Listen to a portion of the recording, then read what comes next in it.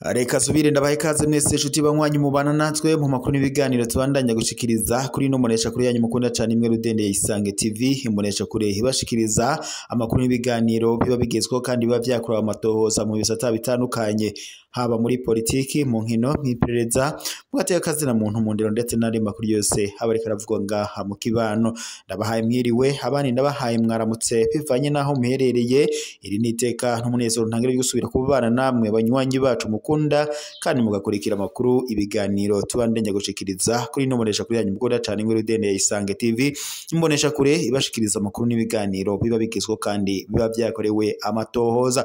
Ndakengurukiye mwese rero mudukurikira muri mu micungararo igize igihugu cacu c'u Burundi, abadukurikira bari mu bihugu bibanyi ndetse n'abari mu makungu ya kure mwese ndabahaye ikaze mu makuru yacu yisaha. Amakuru menshi cyane, amakuru araza gushimikira ku ngingo nkuru zikurikira. Nyuma y'amatora yabaye kwigenekerezo rya gatanu ruheshi uyu mwaka wa 2025 akaba yari amatora y'abashinga amateka ndetse n'ayabajenama b'amakomine ndetse bikaza kurangira umugambwe umwe Rudende uri ku butegetsi wa CNDD-FDD utsindiye intebe zose muri iki gihugu nene mu nama nshinga amateka. Kuri ubu ngubu rero abatavuganwe n'umugambwe uri ku butegetsi barahagaritse umutima ndetse bakaba banafise n'agashavu ntangere aho badonda umugambwe uri ku butegetsi urutoke bavuga ko ngo woba ari wagize ubusuma muri aya matora ndetse bikanagara ko ngo ivyavuye mu matora bibandanya akwiyamirizwa. Mu gihe rero imigwi yitwaje ibigwanisho igwanya ubutegetsi bw'u Burundi harimwo nk'umugwi wa Red Tabara ukorera muri Republika Iharanira Intwaro ya Congo mu bumanuko bw'ico gihugu uvuga ko utazokwihanganira ivyavuye mu matora ndetse ngo uzoshirwa ushize ahabona ubusuma bwagizwe n'umugambwe umwe Rudende uri ku butegetsi. Ni mu gihe kandi na bamwe mu migambwe itavuganwa n'ubutegetsi nka ACNL yahoze iramutswa Honorable Agathon Rwasa ndetse n'umugambwe Iporona ndetse n'urunani Burundi bwa bose yose yamiriza ivyavuye mu matora ndetse bakaba baramaze no kwishira hamwe n'uyu mugwi witwaje ibigwanisho ndetse n'indi migwi yose yitwaje ibigwanisho igwanya ubutegetsi bw'u Burundi. Ni mu gihe kandi ngaha mu Burundi umugambwe uri ku butegetsi wo umaze iminsi uhimbaza ibirori byo kwishimira itsinzi y'amatora yabaye kwigenekerezo rya gatanu ruheshi umwaka, aho rero yari amatora y'abashinga amateka ndetse n'ayabajenama b'amakomine ndetse bikaza kurangira uyu mugambwe umwe Rudende ari wo utsindiye ibibanza byose byo mu nama nshinga amateka. Ibi kandi biruko mu gihe umuvugizi w'umugwi witwaje ibigwanisho wa Red Tabara Patrick Nahimana yasohoye itangazo agabisha leta y'u Burundi ko mu gihe ivyavuye mu matora bitosubirwamo ndetse ngo amatora agasubirwamo mu muco ibintu bishobora kuba bibi ngaha mu Burundi ndetse n'amatora ashobora gusubirwamo na cyane ko umugwi wa Seni nawo uri kuradondwa agatoke mu kuba warashize ukuboko ngo muri iriyibwa arya amatora yabaye kwigenekerezo rya gatanu ruheshi uyu mwaka. Mu gihe kandi umukuru w'igihugu cy'u Burundi Evariste Ndayishimiye kwigenekerezo mu miseze yariko arishimira intsinzi y'imyaka 5 iheze ariko uburongozi cyangwa se ari mu mabanga yo kurongora Burundi, aho we n'umuryango wiwe bari bitabiriye igikorane cyariko kirabera ngaha kuri stade Ngoma Igitega ku mugwa mukuru wa politiki, aho rero yashikirije amajambo hatandukanye. Gusa biboneka ko umuryango wa Perezida Evariste Ndayishimiye mu iyi minsi uri mu vyago ntangere kuko biri kuvuga ko hoba hari imigwi yitwaje ibigwanisho iriko iragenda iwuhiga. Amakuru yuta cyane rero biri kuvuga ko ubwo umuhungu wa Perezida Evariste Ndayishimiye ngo yaravuye i Bujumbura yoba yahuye n'umugwi witwaje ibigwanisho ngo ndetse binavuga ko ngo yoba yaciye araswa nk'uko amakuru duhabwa n'amasoko yacu aturuka ngaha mu mugwa mukuru w'ubutunzi Bujumbura na cyane mubegereye ngaho ivyo byabereye bashikiriza ko umuhungu wa Perezida Evariste Ndayishimiye yaba yahuye n'ivyago bikomeye ndetse ngo yoba yanarashwe cyane bikomeye, bikavuga ko kuri ubu yaciye ajanwa kwa muganga ndetse binavuga ko ashobora kuba ari buze no kuhasega ubuzima nk'uko amakuru dushikirizwa n'amasoko yacu yatubereye ngaho mubegereye aho byabereye abishikiriza. Naho mu Burundi ho ivyemezwa by'ibyavuye mu matora y'abashinga amateka biravuga ko sentare yijejwe ibwirizwa shingiro yafashe ingingo abatavuga rumwe n'ubutegetsi bobo ngo bakaba gushika amaginga ya abababaye. Bujumbura kuwa 21 ruheshi uyu mwaka wa 2025 sentare ijejwe ibwirizwa shingiro cy'u Burundi yaremeje kuri uyu wa 20 ruheshi uyu mwaka ivyavuye mu matora y'abashinga amateka yo kuwa 5 ruheshi uyu mwaka aho intebe zose zahawe umugambwe umwe rudende uri ku butegetsi wa CNDD FDD.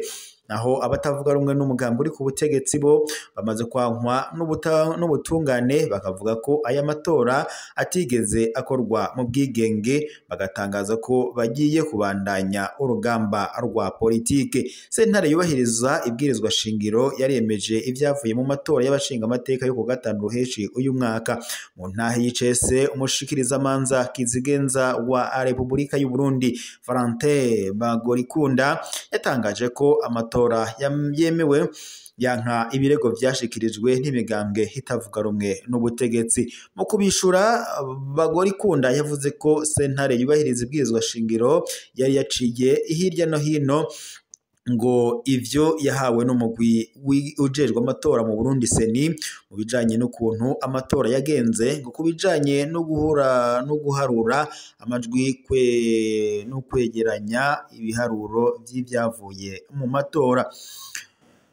Twihweje itegeko rigenga sentare yubahiriza ibwirizwa shingiro ryo kuwa 31 Nyandagaro y'umwaka wa 2020 aho igira ico ishikirije ku vyasabwe na seni inyuma y'umwiherero.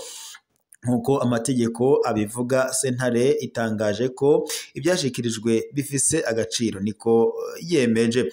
Abatavuga rumwe n'ubutegetsi bo ntibwo bigeze bumvirizwa. Sentare yaragize ico ishikiriza kandi kubirego byashikirijwe n'imigambwe myinshi itavuga rumwe n'ubutegetsi nka Ipona, CNL, CDP ndetse n'urunani Burundi bwa bose yiyamiriza utunenge twishi twabonetse mu matora. Ariko ivyo birego ngo ntivyahawe agaciro kuko atabyemezo bikwiye byatanzwe.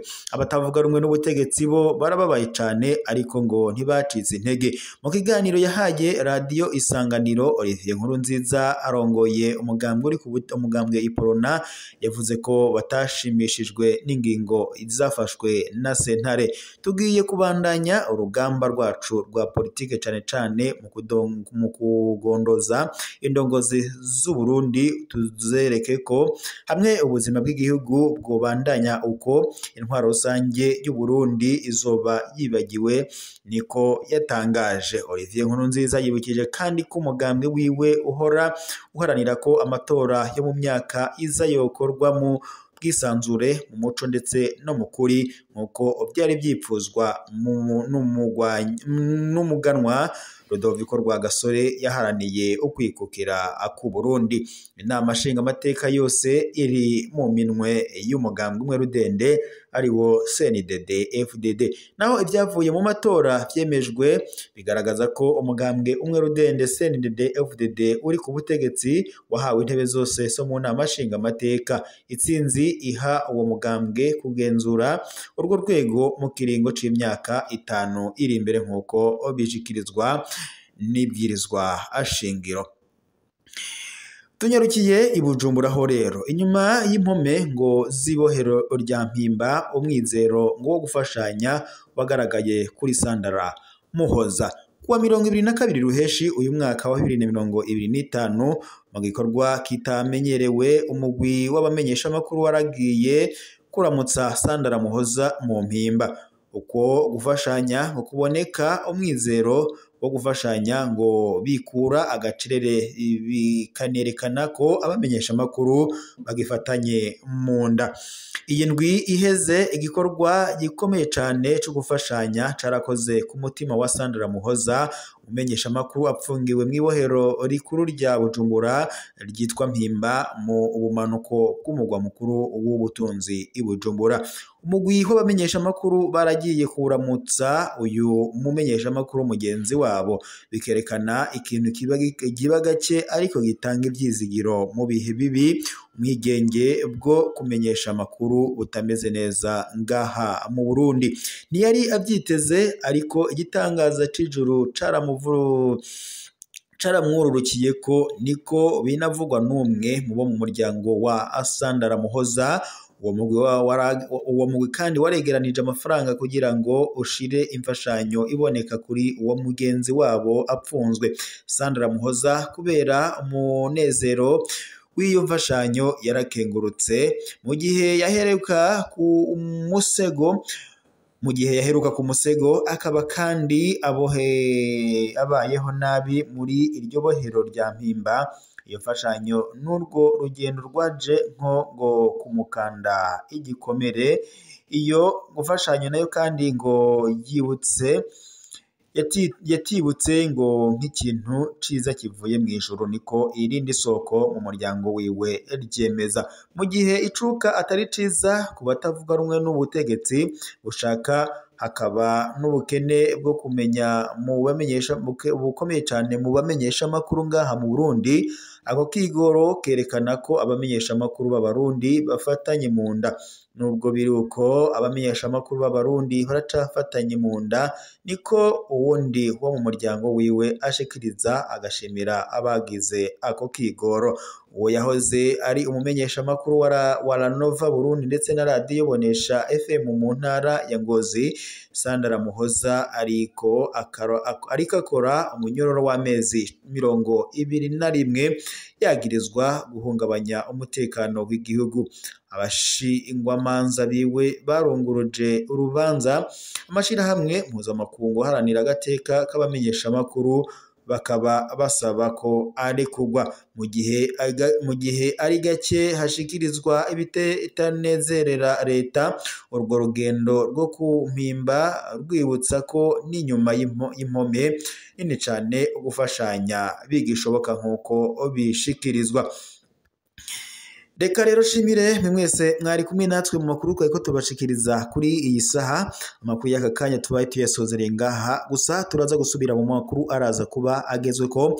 Mwibuke gufyonda sabone ndetse na partage kugira muze muraba bambere kubona amakuru, ibiganiro tuba tumaze kushira kuri iyi chaîne yanyu areno yacu ya YouTube ya Isange TV, chaîne ibashikiriza amakuru, ibiganiro biba bigezweho kandi bavyakura amatohoza, ibiganiro utosanga kuzindi mbonesha kure.